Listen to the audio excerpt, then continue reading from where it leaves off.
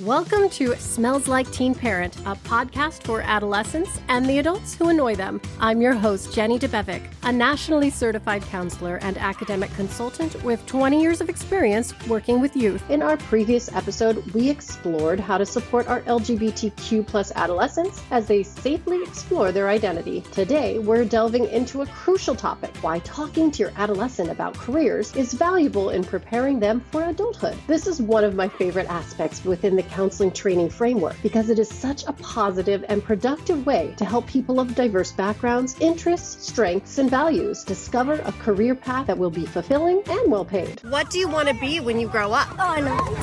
Study sharks. Study sharks, okay. What do you want to be when you grow up? Teacher. A teacher. I know. Go. A waffle. A waffle? Man. Okay, a waffle man. All right. Somebody's got to make the waffles, right? Go. Police officer. Police officer. Cool. What do you want to be when you grow up? Rotten egg. A rotten egg. No, you're too lovely to be a rotten egg. But before we dive into these insightful conversations, take a minute to follow, rate, and download this episode. Your support helps spread the word, and it fuels my efforts to make parenting our teens a little more informed and a lot more joyful. Career counseling with younger children, adolescents, and teens is one of my personal favorite aspects of counseling because it is so positive and it enables them to consider how the short-term habits they are building today will shape the long-term trajectory of their lives. It also elicits their imagination and it helps them expand their understanding of themselves. And speaking of great careers, this episode is brought to you in part by nextphase.ai. Transform your business with Next Phase Data Operations Services, improving the quality and reliability of your enterprise data. And now with the ever-expanding landscape of high-tech careers, the possibilities for our teens are more vast and varied than ever. What do you want to be when you grow up? I want to be a nurse or a doctor. I'm gonna be a veterinarian. Graphic engineer. Scientist. Are we ever too early to start talking about careers with our kids? Well, the evidence suggests that asking kids about their interests, goals, and vision for themselves is an important step. I recently asked various groups of elementary students about their vision for themselves. Have you ever thought about what you want to be when you grow up? Yes. Tell me. I want to be one of those people who sits in an office and they have like unlimited Legos and they make up new Lego sets to sell. That's an amazing job. Is that a job out there? Yes, it's a job. How do you get that job? I have no idea. I want to be a sloth. You want to be a sloth? I want to help the animals, the ones that like you adopt. Like we find the animals that you adopt. Okay, like a foster parent for animals? Yeah. What do you want to be when you grow up? I want to be a president. Oh, I want to be president. Do you think you can both be share presidency? Yeah. Oh, I think that would be amazing. I know how much money they make. Do they make a lot of money? Yeah. In my school counseling role, I also gave a series of career lessons to older students because it's the perfect time to help them think about why they're doing all this, school. I start by imagining with them what they might do and be when they're 26, 35, even 50. What is your dream job? I have no clue, but maybe something in sports. I mean, that's already my kind of dream job. Yeah, I'm not really sure, but when I was younger, I wanted to be an astronaut. I'd want to be one of the media people for sports and stuff who gets to take pictures of all the players and stuff. I was probably thinking something in social work or with clinical psychology. I'd want to be one of those people that sells houses, one of the realtors on Selling Sunset. My dream job is probably being a journalist or a spread designer for Architectural Digest. I think maybe my dream job is to be a photographer, a freelance photographer or something. Probably an author. It's interesting to note this role of self-efficacy. Self-efficacy is the ability of a person to take actionable steps in achieving their goals. When young people are encouraged and counseled in self-efficacy, they can develop behaviors and habits to achieve goals. What does this look like? It means helping kids see that along the way, there are choices for them. We learn early on as parents that saying no to children over and over and over and over and over and again, it not only creates friction and power struggles, but it can also leave behind a sense of learned helplessness. Conversely, the more an individual is encouraged to believe that they can, and the more the environment around them supports this belief, the better the outcome. So what did you want to be when you grew up? When I was a kid, I wanted to be an anthropologist. I was really into learning about Africa and the Laetoli mudbed footprints and understanding how humans evolved. Do you see that your current career has linked to what you wanted to be when you were growing up?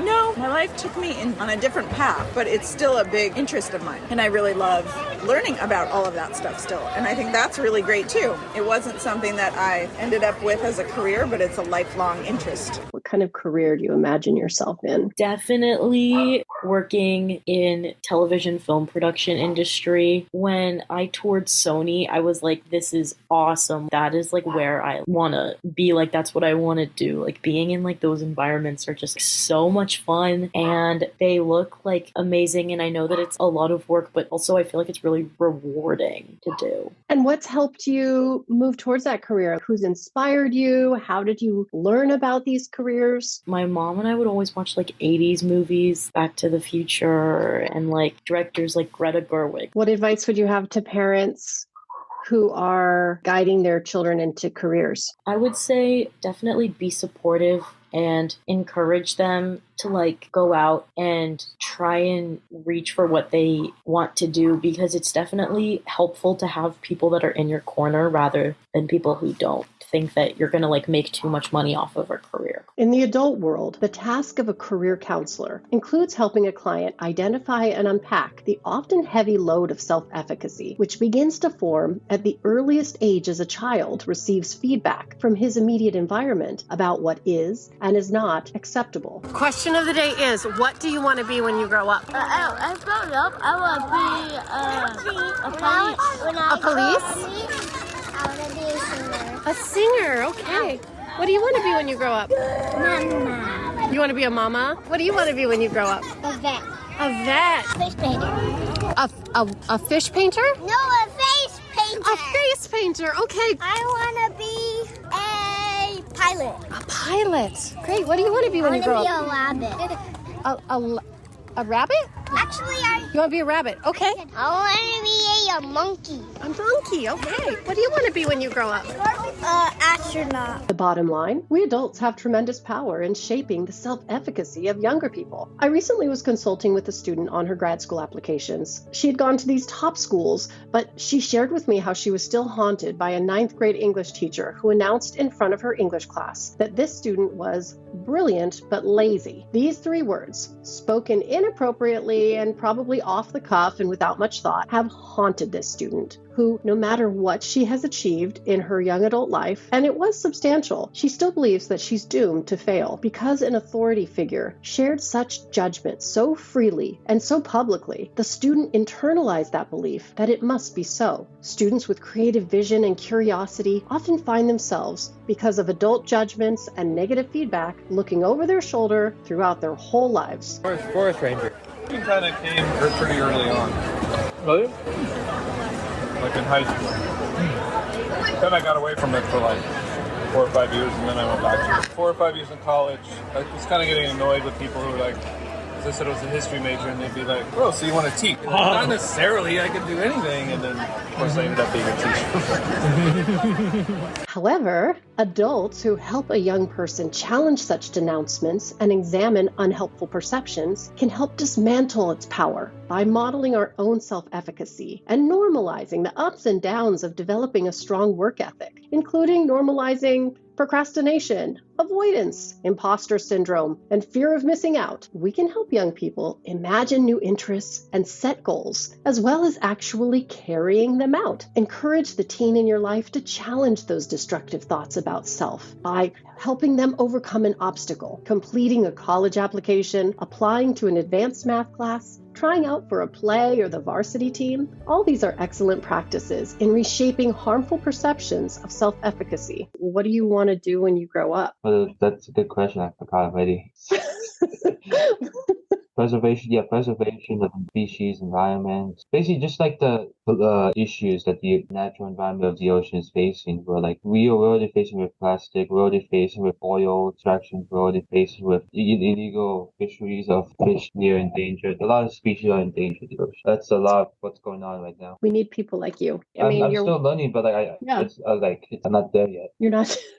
You're only what, 18? But yeah, I'm gonna be 19 soon. Oh, you're going to be 19. You're just beginning. Another topic of conversation with adolescents is distinguishing with them the difference between a job and a career. Ask an adolescent what a job is that they might get, and you'll hear a range of answers, from snarky to serious. One recent example offered by a 5th grader, working at Subway. But using this example as a job, we can then brainstorm how this job could actually help evolve into a meaningful career. Again, these are open conversations, opportunities to get kids to see why they might not enjoy all aspects of a job. There's always aspects of a job that can be building blocks to get where they need to go. Another great way to get adolescents talking about careers is to give them an assessment to help hone in on their personality, interests, strengths, and values. There's a variety of self-assessments online, some of which can be taken for free. The most common are the Big 5 personality test, the John Holland's codes, and the Myers-Briggs personality test. The Big 5 personality traits are probably the best accepted and most commonly used model of personality in academic psychology. But one of my favorites is the John Holland codes. According to John Holland, the psychologist behind the theory of career choice, individuals who find careers and work environments matching their personality tend to experience more satisfaction and success. Holland's theory of vocational types identifies 6 dimensions that guide us in understanding our preferences and what type of careers can satisfy various interests. These are realistic, as in interacting with the world, investigative, our researcher types, artistic, social, enterprising, and conventional. These dimensions offer a roadmap for understanding our passions and inclinations. Holland's model suggests that interest congruence is a predictor of both student and career success. To help your child on this journey, they can go online and take a free quiz to gain a clearer understanding of their interests and how these relate to potentially satisfying careers. But remember, it's their future, and what matters to them holds more weight than what matters to you. Let's also explore the Japanese concept of ikigai, a model that seeks to balance passion, mission, vocation, and profession. The idea behind the concept of ikigai is that what you love, what the world needs, what you're good at, and what you can get paid for, all 4 elements are crucial in finding your purpose. To know what you love, you need to experience it. And that's the importance of real-world experience. It's normal that some teens might not have a clear insight into their strengths and interests. Real-world experience is key to expanding career awareness. Part-time jobs, internships, job shadowing, all these provide practical work exposure. So tell me about what experiences you've had that have helped you move towards your field of interest. I took an acting for the camera class at college over the summer, and I've recorded my own little movies, portfolios, and I've even acted in some student-made ones at school. And what about, you've also been a camp counselor in what? It's like a storytelling kind of camp? Yes, I essentially bring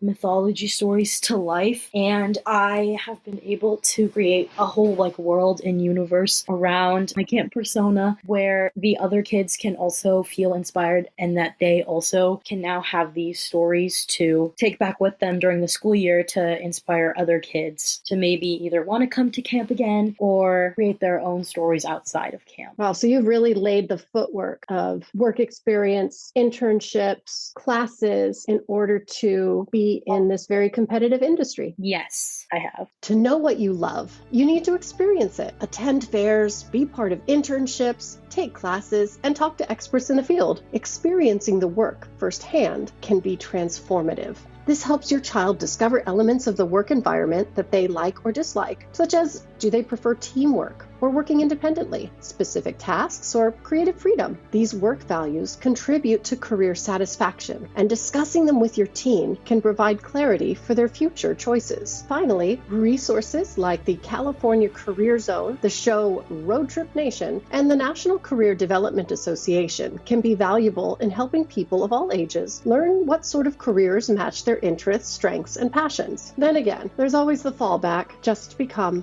an influencer. Okay, tip 1, have a personality. I'm telling you, you're gonna post your videos and do not make the videos that are like, okay, get ready, I'm really tired. I'm going to school, I'm kind of tired. Okay, honestly, it doesn't matter. Okay, next, this one is about brand collabs, because even if you have like 1,000 followers or less, but you have good engagement or like your video does good, you can get brands to send you free stuff. And I know all of y'all, that's part of what you want. You want the free stuff. Well, that's it for our episode today. Thank you for listening in as we navigate crucial conversations about preparing our teens for the world of careers. Your support in following, rating, and downloading this episode makes a significant impact on spreading this valuable information. Together, let's make parenting our teens a more informed and more joyful experience. Thank you to our contributors, and thank you to the Birdhouse, where we make it happen. May you be safe, may you be happy, may you be free from suffering. And don't forget to wear sunscreen every day, even in winter.